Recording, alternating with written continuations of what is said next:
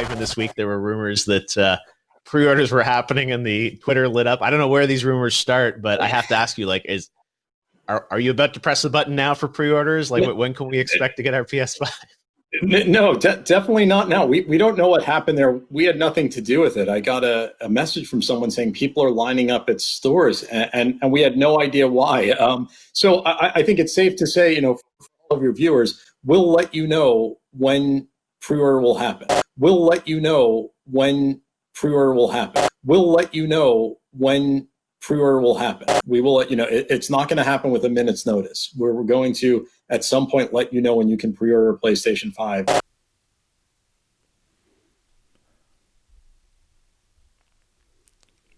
So let me get this straight. After the PlayStation event yesterday, Jeff Keighley goes on Twitter, announces that PlayStation pre-orders are going to be available tomorrow. Then PlayStation comes out after Keighley says something. It says the same thing, that they will be available tomorrow. Then, hours after the PlayStation event, Walmart opens up the pre-orders for everybody in the US here. Hours after the event. What?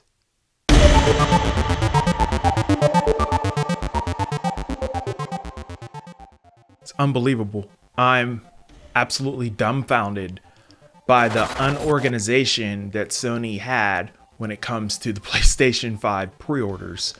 There are so many of your fans out there, Sony, that were looking forward to purchasing your console at launch, and they're not going to get a chance to get the console until well after it's released. This blows my mind that they did this, even after their main marketing guy mentioned that, hey, you guys are going to have plenty of time. He mentioned it right there, as you saw in my cold opening of this video, whenever he mentioned that they would be available for pre-order. It just seems pretty unbelievable. You have the main marketing guy from PlayStation telling you guys that pre-orders will be announced and organized. And then it's just an absolute, I'm trying to keep it PG here, but it's an absolute show of what happened last night when it comes to PlayStation 5 pre-orders.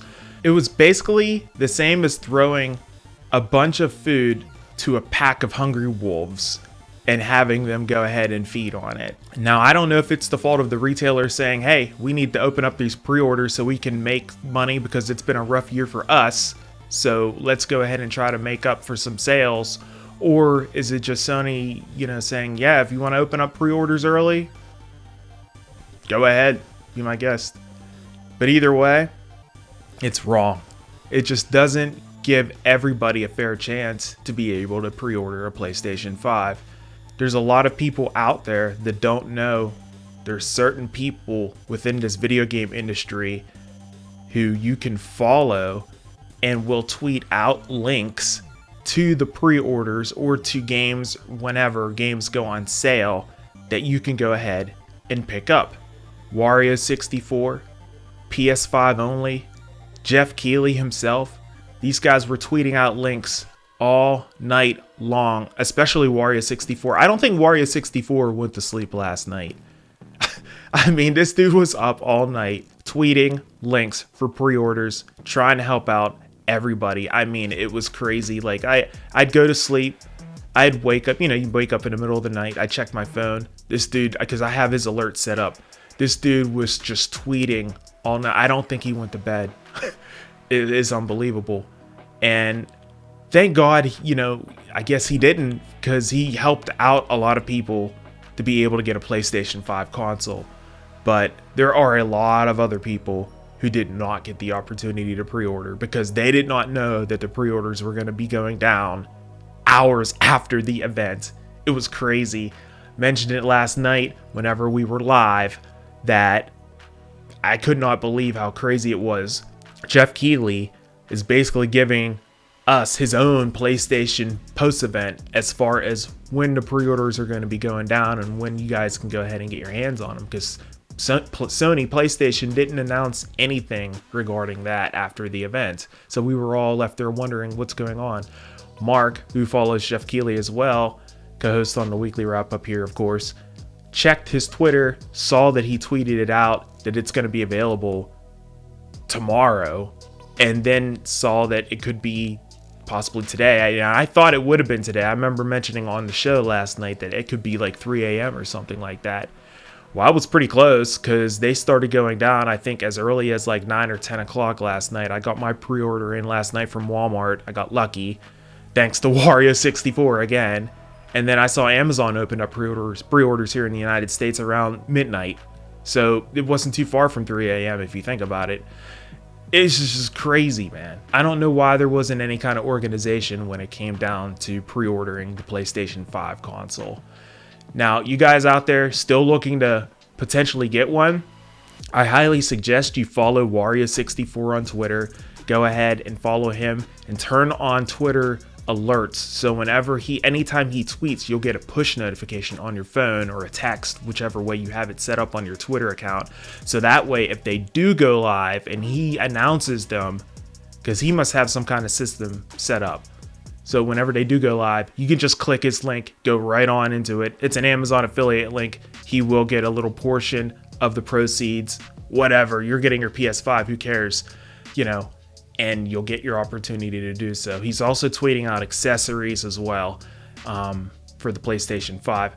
I also think you guys should go ahead and make sure you put on alerts for PS5 only, as that account's also been tweeting out links for pre-order information, different stores that are opening up, as well as Jeff Keighley. Jeff Keighley's not really mentioning it as much, but I'm sure he's still staying on top of it, so he's definitely one of the other accounts that you still want to keep a handle on. He's an awesome video game journalist anyway, so most trusted name in the industry.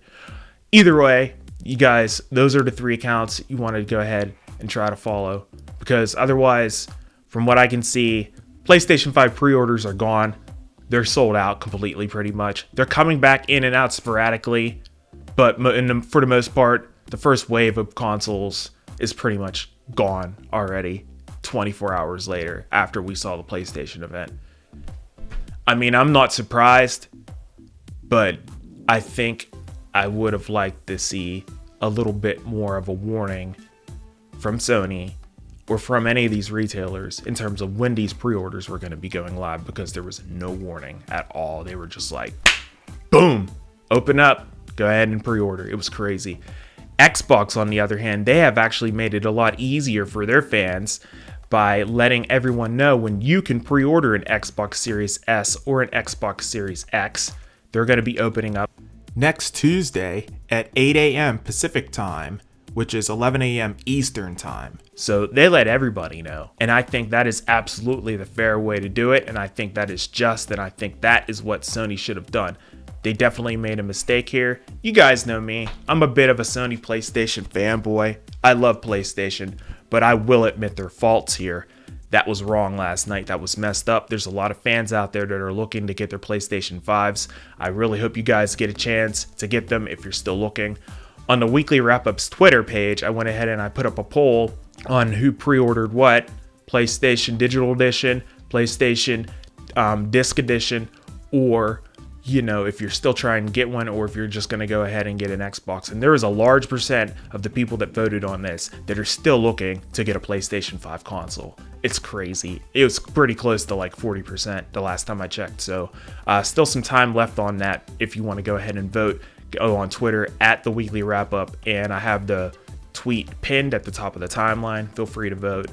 Depending on your circumstances there. Go ahead and put alerts on those accounts that I mentioned earlier on, and additionally, you can be prepared to pay $4.99 for the physical version and $3.99 for the digital version, as I correctly predicted on this show, which is pretty crazy. It freaking blew my mind that I was able to correctly predict that.